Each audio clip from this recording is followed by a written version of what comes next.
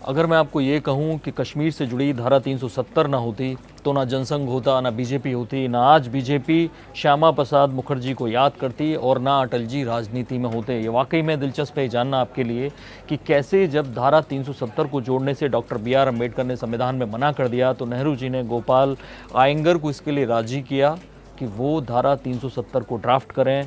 और उसके बाद श्यामा प्रसाद मुखर्जी, मैं आपको बता दूं कि जब सरकार बनी थी नेहरू जी की पहली, तो चुनी हुई सरकार नहीं थी, 4-5 साल तक चुनाव हुए ही नहीं। 51-52 में जब चुनाव हुए तब वो चुनी हुई सरकार कहलाई, लेकिन उस वक्त तमाम विपक्षी पार्टियों के सांसद भी जो मंत्री परिषद था उसमें शामिल किए गए और उसमें श्यामा प्रसाद मुखर्जी भी शामिल हुए थे। लेकिन जब गांधी हत्या का आरोप हिंदू महासभा पर लगा, क्योंकि हिंदू महासभा के अध्यक्ष थे श्यामा प्रसाद मुखर्जी, उस दौरान श्यामा प्रसाद मुखर्जी ने हिंदू महासभा से इस्तीफा दिया।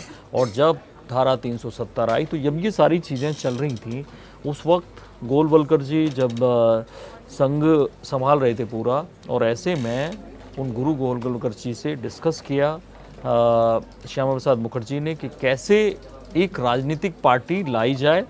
और तब तक जो आरएसएस था वो कोई राजनीतिक पार्टी लाने का इच्छुक नहीं था, लेकिन श्यामा प्रसाद मुखर्जी ने उन्हें समझाया कि एक राजनीतिक पार्टी को अगर आप सपोर्ट करें, बैक से सपोर्ट करें। वो सपोर्ट किस तरह से था? दरअसल आपने सुना ही होगा कि बीजेपी को अपने प्रचारक देता है संघ, और ऐसे कई प्रचारक संगठन मंत्री के तौर पे अभी रामलाल जी थे, वापस लौट गए, बीजेपी को मिलते हैं और ताकि वो संगठन को संभाल सकें। तो पहले जो प्रचारक दिए गए, दीनदयाल उपाध्याय दिए गए, श्यामा प्रसाद मुखर्जी को दिए गए कि दीनदयाल उपाध्याय जी आरएसएस की तरफ से जाएंगे और जनसंघ में संगठन का काम देखेंगे।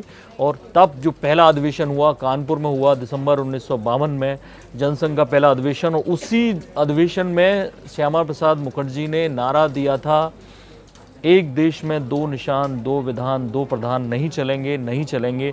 तो आप ये देखिए जो जड़ थी, बेसिकली वो जड़ थी 370, धारा 370 को लेकर एक राजनीतिक पार्टी खड़ी होती है जो पहली, एक तरह से संघ परिवार बोला जाता है, उसकी पहली राजनीतिक विंग वो पूरी तरह से नहीं थी, लेकिन उसको सपोर्ट किया दीनदयाल उपाध्याय को भेजकर। और उसके बाद 8 मई 1953 को कश्मीर में ये विरोध जताने के लिए 370 का, और जो नई परमिट व्यवस्था लागू हुई थी, बहुतों को आप में से पता नहीं होगा कि कश्मीर में जब शेख अब्दुल्ला वहाँ सरकार संभाल रहे थे, एक बारगी तो उन्हें प्रधानमंत्री पद का दर्जा दे दिया गया था, कि कैसे शेख अब्दुल्ला उमर अब्दुल्ला के दादा थे, कि कैसे कश्मीर में जाने के लिए शेष भारत के लोगों को, यानी हमें आपको वहाँ जाने के लिए परमिट लेना पड़ता था। उस परमिट का विरोध करने के लिए 8 मई 1953 को निकले श्यामा प्रसाद मुखर्जी, पूरे पंजाब की यात्रा करते हुए, पूरे देश भर की यात्रा करते हुए। कोटा में उन्हें लालकृष्ण आडवाणी मिले थे, लालकृष्ण आडवाणी ने कोटा स्टेशन पर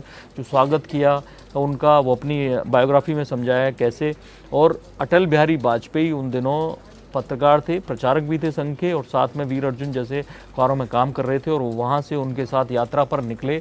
और माधोपुर चौकी, पूरे पंजाब में जो अभूतपूर्व स्वागत हुआ, और जो माधोपुर चौकी है बेसिकली रावी नदी पंजाब और जम्मू कश्मीर के बीच में जोड़ने का काम करती है। उस पुल पर जो जम्मू कश्मीर के पुलिस अधिकारी थे वो फरमान लेकर खड़े थे, और उनकी जीप जब वहाँ पहुँची श्यामा प्रसाद मुखर्जी की, उनके साथ 2-3 सहयोगी थे, टेकचंद और 1-2 लोग और थे, वो वहाँ पहुँचे, और अटल बिहारी वाजपेयी भी थे, बतौर पत्रकार उनको कवर कर रहे थे। उन्होंने पुलिस अधिकारियों ने उन्हें वो फरमान दिखाया कि आपको परमिट लेना पड़ेगा तब आप आएंगे। श्यामा प्रसाद मुखर्जी बोले कि मैं परमिट नहीं लूँगा, ये मेरा देश है, और इस देश के लोगों को दूसरे देश के दूसरे हिस्से में जाने के लिए कहीं भी परमिट की ज़रूरत नहीं है। इस पर उनके खिलाफ वारंट जारी हुआ, उन्हें गिरफ्तार किया गया। तब अटल जी को गिरफ्तार नहीं किया गया, बाकी लोग गिरफ्तार हो गए। तब अटल जी को श्यामा प्रसाद मुखर्जी ने कहा था कि मेरा ये संदेश लेकर जाओ कि कैसे मैंने जो विरोध किया कि एक देश में दो निशान, दो विधान, दो प्रधान नहीं चलेंगे, उसके लिए और परमिट व्यवस्था के विरोध के लिए मुझे गिरफ्तार किया गया है। मेरा जो संदेश है देश भर में जाके लोगों को बताओ। अटल जी वहाँ से गए, उनके मन पे बड़ा प्रभाव पड़ा कि कैसे श्यामा प्रसाद मुखर्जी का जो अभूतपूर्व स्वागत हुआ था पंजाब में, उसको लेकर वो गए। और बाद में दीनदयाल उपाध्याय ने अटल बिहारी वाजपेयी को राजनीति में शामिल किया, तो बड़ी वजह थी कश्मीर, बड़ी वजह थी जनसंघ के खुलने की, वो थी कश्मीर। कैसे उसके बाद 23 जून को श्यामा प्रसाद मुखर्जी की संदिग्ध हालत में मौत हो गई। उनको निशात बाग श्रीनगर से दूर है, वहाँ पर रखा गया एक बंगले में, और उसके बाद उन्हें 10 किलोमीटर दूर एक हॉस्पिटल में ले जाया गया, लेकिन वो बच नहीं पाए। वो आज तक संदिग्ध मौत की जांच नहीं हुई। उसको लेकर जो नारा दिया जाता है कि जहाँ हुए बलिदान मुखर्जी वो कश्मीर हमारा है, जो कश्मीर हमारा है, वो सारे का सारा ये बीजेपी और संघ परिवार का पुराना नारा रहा है। और उसको लेकर जनसंघ बना, और जनसंघ में फिर अटल बिहारी वाजपेयी आए, दीनदयाल उपाध्याय के साथ उन्होंने कमान संभाली। कैसे उन्होंने पहला उपचुनाव तुरंत लड़ा, लखनऊ से हार गए। उसके बाद जब चुनाव आए, आम चुनाव, 3 जगह से चुनाव लड़ा। मथुरा से वो हार गए, एक जगह से और हार गए, लेकिन तीसरी जगह वो लखनऊ से हारे, और दूसरी जो बलरामपुर से वो चुनाव जीत कर आए, पहली बार सांसद बने। अटल जी कश्मीर की वजह से, श्यामा प्रसाद मुखर्जी की वजह से राजनीति में आए।